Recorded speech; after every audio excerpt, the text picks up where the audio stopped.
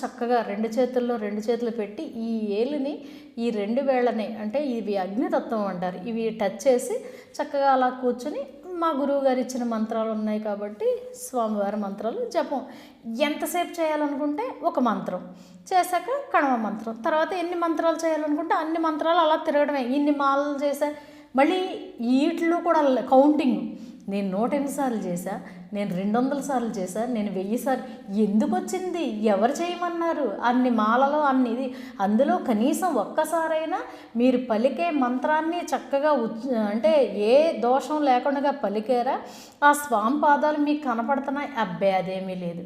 తర్వాత దీపాలు పెడితే ఒక దీపం పెట్టకూడదంట, రెండు దీపాలు పెట్టకూడదంట, 4 దీపాలు వెలిగించేటప్పుడు కూడా అసలు చాలా ఇదిగా ఇది చేస్తున్నారు. ఒక్కటి గుర్తుంచుకోండి, ప్లాస్టిక్ పువ్వులు వాడకండి. అలాగే వెంకటేశ్వర స్వామికి వచ్చేటప్పటికి